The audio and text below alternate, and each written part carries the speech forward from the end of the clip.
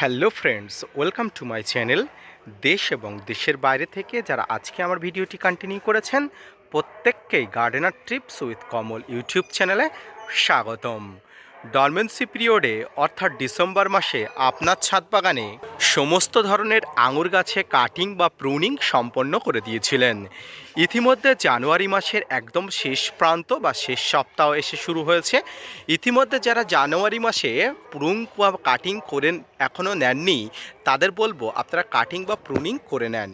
কিন্তু যে সমস্ত ছাদ বাগানিরা ডিসেম্বর মাসে কাটিং বা প্রুনিং করেছিলেন সেই সমস্ত ছাদ বাগানিরা এই সময় কীভাবে পরিচর্যা করবেন, সেই সমস্ত ছাদ বাগানিদের ছাদে অলরেডি ফুল বা কুড়ি চলে আসলে কীভাবে পরিচর্যা করবেন, পাশাপাশি আপনার ছাদ বাগানে যদি এখনও পর্যন্ত কোনো আঙুর থেকে থাকে তার কিভাবে পরিচর্যা করবেন, তাই নিয়ে থাকছে আজকের বিস্তারিত আলোচনা। অত্যন্ত গুরুত্বপূর্ণ হতে যাচ্ছে মাঠ বাগানি থেকে ছাদ বাগানি সমস্ত চাষিদের ক্ষেত্রে, তাই না স্কিপ করে কন্টিনিউ করুন।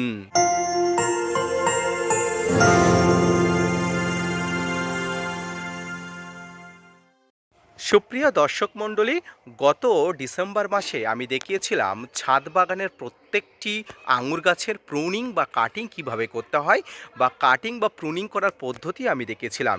ইতিমধ্যে জানুয়ারি মাসের শেষ পর্যায়ে এসে আমার ছাদ বাগানে সেই কাটিং বা প্রুনিং থেকে নতুন করে শাখা পোশাকা এবং সঙ্গে যে কুড়ি বা কলির দেখা দিচ্ছে তার উৎকৃষ্ট প্রমাণ আমি আপনাদের সামনে তুলে ধরব।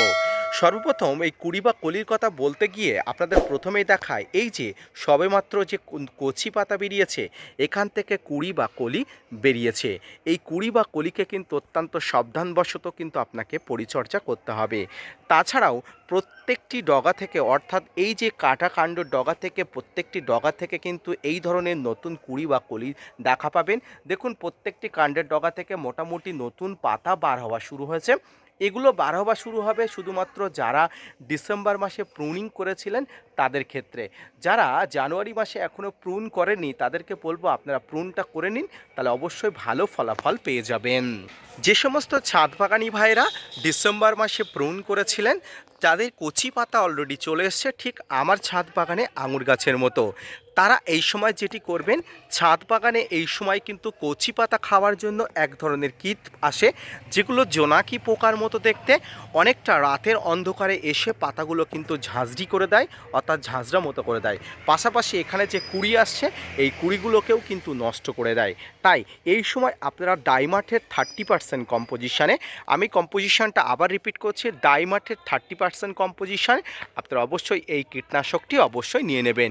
এই ডাইমার্টের 30% কম্পোজিশনে রোগো প্লাস আরও যেসব কম্পোজিশানে আছে সেগুলো কিন্তু নিয়ে নেবেন। অর্থাৎ এই ডাইমার্টের 30% কম্পোজিশনের বিভিন্ন নামের যে কীটনাশকগুলো পাওয়া যায় আপনারা নিয়ে নেবেন। মূলত ভারতে যারা থাকেন তারা রোগো প্লাস অবশ্যই পেয়ে যাবেন। যারা বাংলাদেশি বন্ধু আছেন তারা ডাইমার্টের 30% কম্পোজিশন দেখে কিনবেন। এটি 7 থেকে 10 দিন অন্তর অন্তর ফুল ফুটে যাওয়ার আগে সন্ধ্যার আগ মুহূর্ত অর্থাৎ পড়ন্ত বিকালে আপনার ছাদ বাগানে এই ধরনের কচি পাতা আসা সঙ্গে কুড়ি বা কলি আসার ডগাতে আপনারা স্প্রে করে দেবেন খুব হালকা মাত্রায়। প্রতি লিটার জলে 2 ml থেকে 2.5 ml নিয়ে আপনারা 7 থেকে 10 দিন অন্তর স্প্রে করে দেবেন। তবে এই সময় যেহেতু কুয়াশা বা শিশির থাকে তাই এই কীটনাশকের প্রভাব যাতে কমে না যায় তার জন্য আপনারা এর সঙ্গে অবশ্যই স্টিকার জাতীয় কোনো কিছু মিশিয়ে নেবেন। তাতে কিন্তু এর অনেক দিন একটি ক্রিয়াকার্য থাকবে, যাতে কিন্তু কীটনাশক বা ফাঙ্গিসাইড আর দ্বিতীয়বার প্রয়োগ করতে একটু দেরি করে করতে হয়।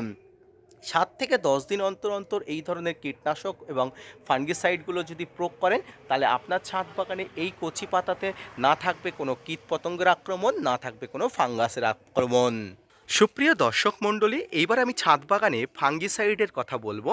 এই সময় ছাদ বাগানে যেহেতু কাটিং বা প্রুনিংয়ের অংশ থেকে প্রচুর পরিমাণ কচি পাতা বার হচ্ছে, তাই এই কাটিং বা প্রুনিংয়ে যাতে প্রচুর পরিমাণ কোনো ফাঙ্গাসের উৎপাত না লাগে তার জন্য আপনাকে আপনার কাছে থাকা যে কোনো ধরনের কন্টাক্ট ফাঙ্গিসাইড বা যে কোনো ধরনের ফাঙ্গিসাইড আপনি ব্যবহার করতে পারেন। সাব, ম্যানসার, Bavistin, Ridomil gold, Blitox, blue copper, M45, Amistar top, আপনার কাছে থাকা যে কোনো ধরনের যে কোনো মাত্রা যে কোনো কোনো গোত্রের ফাঙ্গিসাইড আপনি কীটনাশকের সঙ্গে প্রয়োগ করতে পারেন, কোনো ধরনের অসুবিধা নেই। তবে এই সবসময় অল্প মাত্রায় প্রয়োগ করবেন, অর্থাৎ একটি ফাঙ্গিসাইড আপনারা প্রতি লিটার জলে 2 থেকে 3 গ্রাম দিয়ে কিন্তু প্রয়োগ করবেন, তার বেশি কিন্তু দেবেন না। 7 থেকে 10 দিন অন্তর অন্তর আপনারা প্রয়োগ করতে পারেন।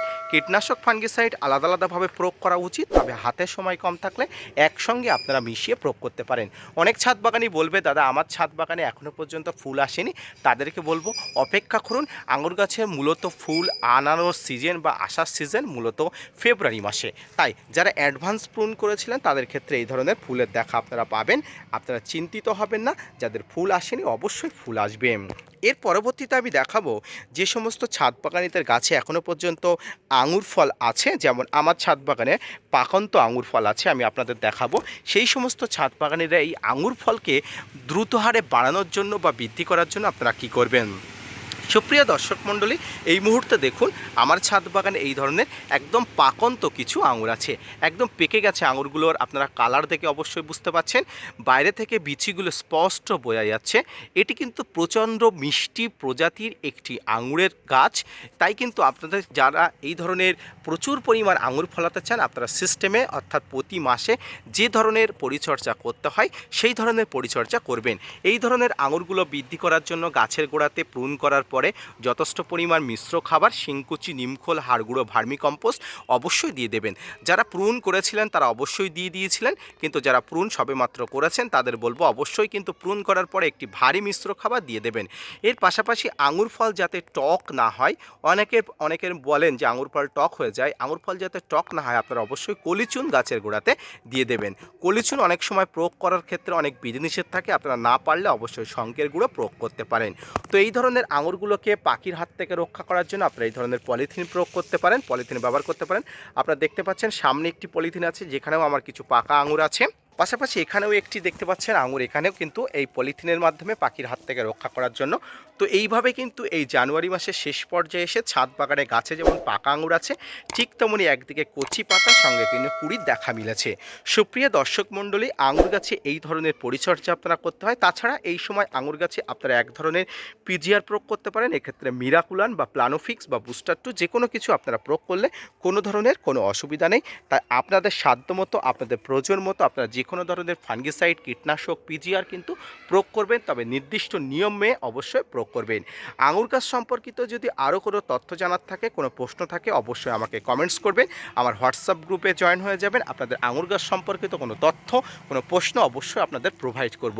তো আজকের ভিডিওটি এই পর্যন্ত। আজকের ভিডিওটি দেখে যদি আপনারা উপকৃত হন, আজকের ভিডিওটি দেখে যদি আপনারা মোটিভেট হন, আঙুর গাছ সম্পর্কিত কোনো তথ্য জানতে চান, তাহলে অবশ্যই ভিডিওটি লাইক করবেন, চ্যানেলটি সাবস্ক্রাইব করে পাশে থাকবেন। তার ফলে আপনারা প্রতিনিয়ত আমার দেওয়া তথ্যগুলো আপনারা দেখতে পাবেন। তো ভিডিওটি মনোযোগ সহকারে ধৈর্য নিয়ে দেখার জন্য অসংখ্য ধন্যবাদ।